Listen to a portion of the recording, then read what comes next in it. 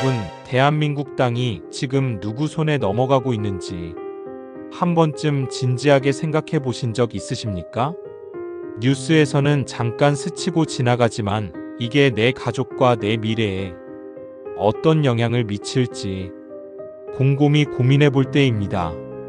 최근 국토교통부 공식 통계에 따르면 2024년 말 기준으로 외국인이 소유한 한국 땅은 267제곱킬로미터, 서울 면적의 44%에 달합니다. 불과 1년 전보다 1.2% 더 늘어난 수치입니다.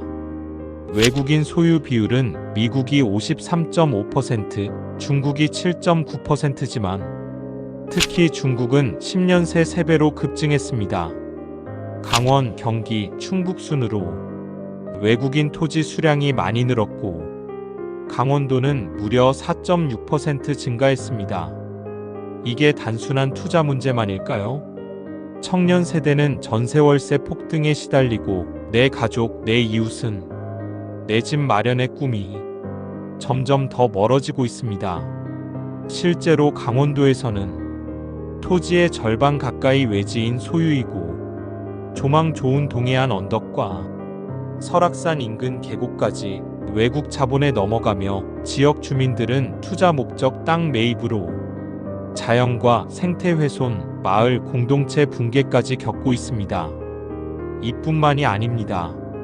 외국인 소유 토지는 군사 전략 지역까지 확대되고 있어 군사시설 보호구역 인근 외국인 토지 취득을 원칙적으로 금지하는 법 개정안을 발의했습니다. 이제는 단순한 토지 문제가 아니라 국가 안보와 직결된 사안입니다. 하지만 진짜 문제는 우리는 못하는데 외국인은 너무 쉽게 우리 땅을 사고 혜택까지 챙기고 있는 이 불공평한 구조입니다. 대한민국 국민이 미국, 중국, 일본, 호주 등에서 땅을 사기는 매우 어렵거나 아예 불가능합니다. 군사안보 지역, 농지 등은 예외 없이 엄격하게 제한합니다. 중국은 아예 외국인에게 토지 소유권을 인정하지 않고 70년 임차만 허용합니다. 호주도 국가 승인 없이는 신규 취득이 거의 불가능합니다. 반면 우리나라는 외국인 투자임 인제, 취득세 감면, 장기 체류 영주권, 심지어 건강보험, 자녀 교육, 현금성 지원금까지 내국인과 거의 다를 바 없이 혜택을 모두 열어주고 있습니다. 예전에는 5억에서 10억 원만 투자해도 제주도나 전남처럼 관광지에 땅을 사서 장기 체류 자격을 받을 수 있었습니다. 하지만 윤석열 대통령 취임 이후 정부는 외국인의 무분별한 부동산 매입과 복지 혜택 남용 문제를 인식하고 투자임 인제 기준을 대폭 강화했습니다. 현재는 최소 15억에서 30억 원 이상을 공익사업에 투자해야만 거주비자나 영주권이 나옵니다. 대신 투자자와 그 가족은 여전히 건강보험, 교육, 부동산 재투자 등 혜택을 누릴 수 있습니다. 결국 구조는 그대로인 셈입니다. 우리 국민, 특히 청년들은 평생 세금 내고 건강보험료 꼬박꼬박 내도 정작 내 집 마련, 자녀 교육, 공공복지 혜택 받기도 점점 더 어려워지고 있습니다. 이런 구조 정말 공평한 걸까요? 여기서 한번 해외와 비교해 보겠습니다.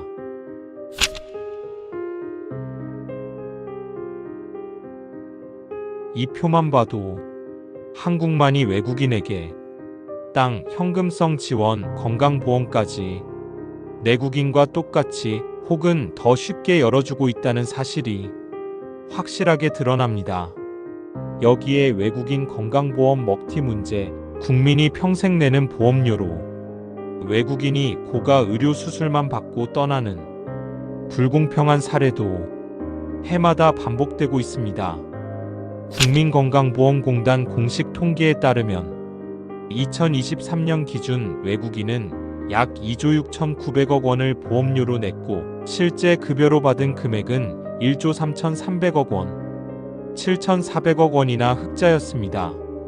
다만 유일한 사례가 하나 있는데 중국인만 해마다 지급액이 보험료보다 많아 적자를 기록하고 있습니다. 투자의 민재, 해외와 어떻게 다를까? 많은 분들이 다른 나라도 투자의 민재 운영하지 않느냐고 궁금해하십니다. 미국, 호주, 유럽 일부 국가도 투자의 민재 혹은 골든비자 제도를 운영하긴 합니다. 하지만 미국 EB5 이민 투자 프로그램은 최소 80만에서 105만 달러 투자, 우리 돈으로 10억 원에서 14억 원 이상을 투자해야 하고 반드시 미국 시민 10명 이상을 고용해야 합니다. 단순히 건물만 사서는 안 됩니다. 그래서 중국, 러시아 부유층 중에도 조건이 까다로워 실패하거나 영주권을 못 받는 사례도 많습니다. 실제로 포르투갈은 2023년에 골든비자를 폐지했고 아일랜드, 몰타, 그리스, 스페인 등도 부동산값 폭등과 지역 불균형 문제로 정책을 중단하거나 점점 문을 좁히고 있습니다. 즉, 선진국들은 오히려 외국인 투기를 막기 위해 하나둘씩 문을 닫고 있는 지금 우리는 오히려 더 열고 있는 구조입니다. 호주 역시 500만 호주 달러 이상, 우리 돈으로 45억 원이 넘는 금액을 위험도가 높은 투자 자산에 직접 넣어야만 영주권 심사 대상이 됩니다. 복지건강보험은 영주권 이후 일부만 제한적으로 허용됩니다. 거의 모든 국가는 외국인이 자국민과 동일한 복지 혜택을 받는 걸 극도로 제한하고 있습니다. 이게 진정한 선진국의 자국민 우선주의 아닐까요? 하지만 한국은 다릅니다. 한국은 부동산 투자만으로 영주권, 건강보험, 현금성 지원, 각종 복지까지 내국인과 사실상 똑같이 혜택을 받을 수 있는 세계적으로 보기 드문 구조입니다. 이런 구조 정말 공평하다고 생각하십니까?